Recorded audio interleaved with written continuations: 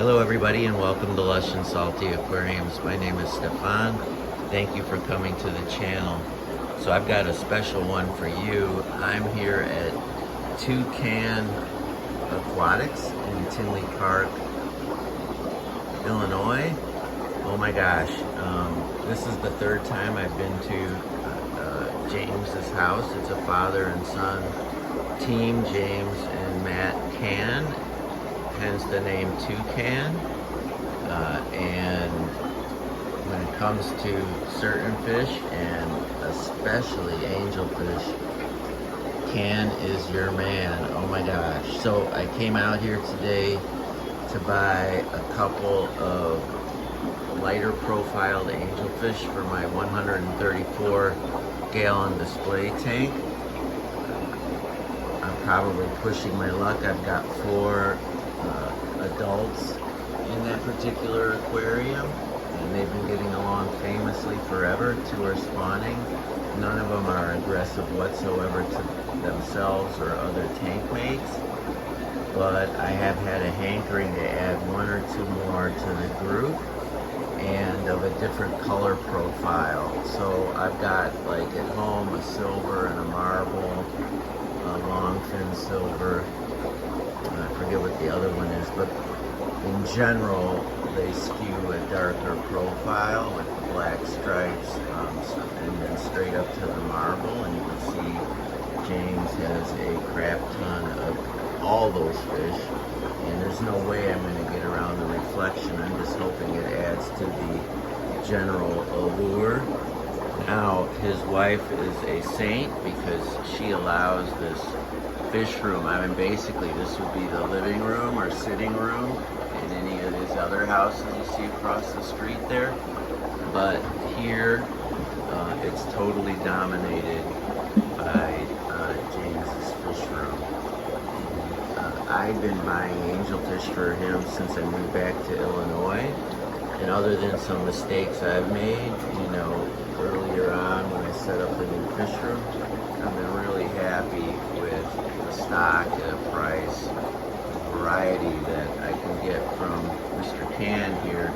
He's a regular at Greenwater and GCCA, and I should have bought what I came here to buy today from him at the last Greenwater, but for whatever reason I made a boneheaded mistake and I bought this beautiful Pinoy. It looked a little like this, so it wasn't even the light profile I should have been looking for. It was a fish that looked a lot like this right there. Beautiful fish, don't get me wrong, but I effed up, and when I set the bag into the display tank to acclimate it, it literally fell in, sunk to the bottom, and all the water transferred from the bag and from the tank in one fell swoop. And the angelfish, it never recovered. It was a jolt to the system. The next day, it was deceased at the bottom of the tank, and the plecos were all over it. So that sucked big time. But then I decided I should have come to the booth, Mr. Cann's booth, and just bought what I had set out to get in the first place. Not only getting the fish from him, but getting the color morph I was looking for. James has a lot of pearl scale, panda, clowns, Kariba strain. He's got other cichlids too. You can see that gorgeous beauty tootling by. But primarily, he's into it for the angels. I did get a trio of baby pandas, Coriadora, from him just to add to one of my schools, but that wasn't what I came here for. This, by the way, is his the airplane, the pilot seat here, the airplane pilot seat. You can see he is not too worried about the parameters of the air. So the cigar smoke, but I guess where a lot of these angelfish come from in South America, I'm sure that a lot of cigar smoking going on there as well. So, I mean, look at these beautiful fish. I would say he prices, you know, the super big ones, maybe a pearl scale. The high end would be 20. Look at the beautiful shimmer on that. Looks like a female with a big round tummy. And then you can get like 2 bags of medium smalls for $15, $10.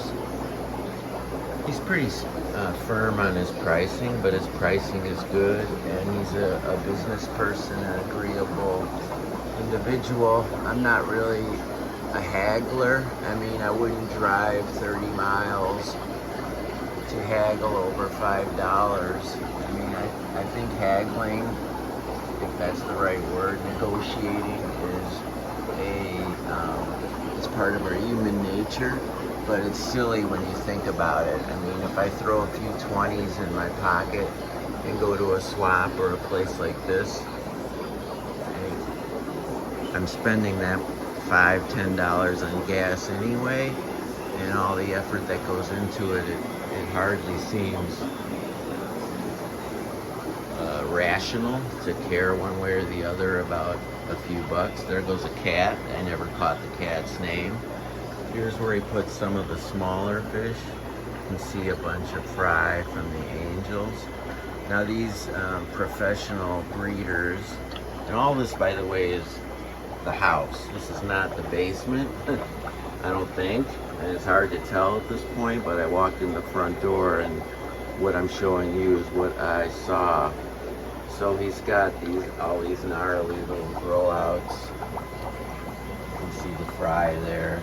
And he has a pretty big presence at the swaps, as you can imagine.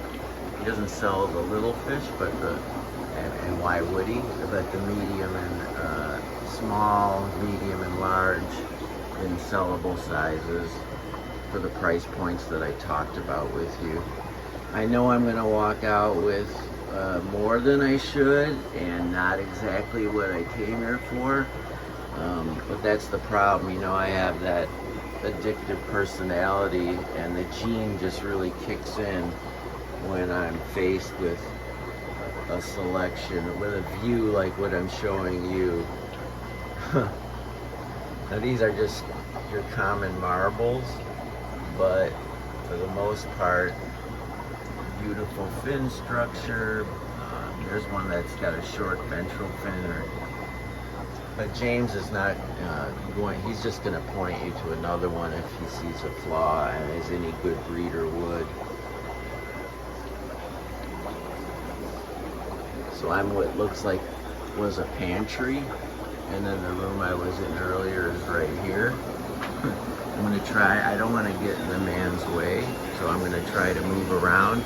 There's very little I can do about all the noise.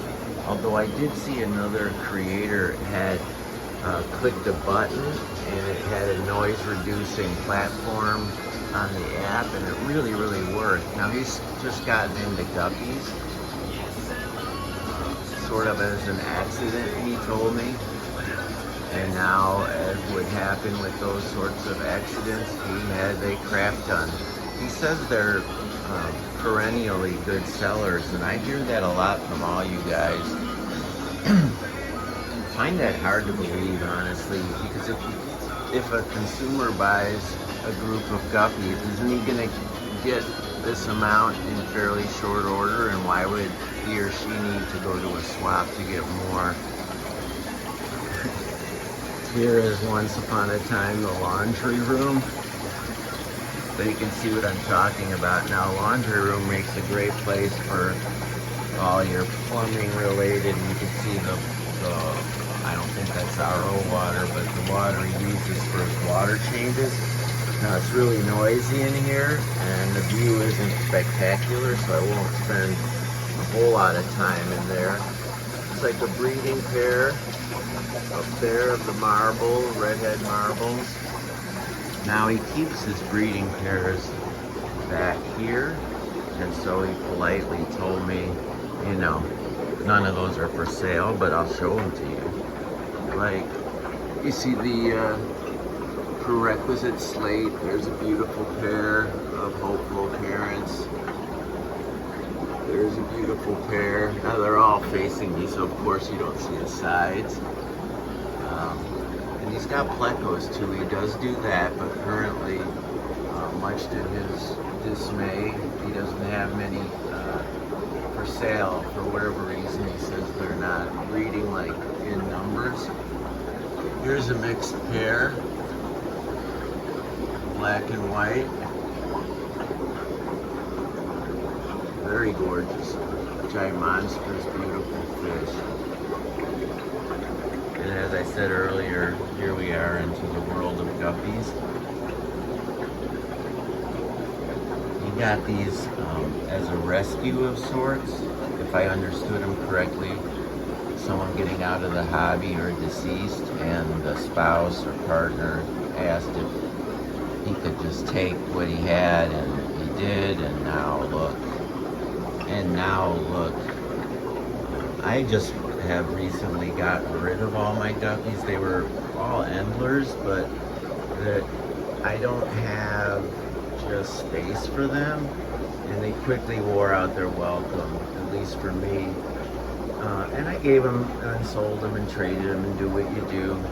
But other than a couple endlers, I don't have any more in my fish room.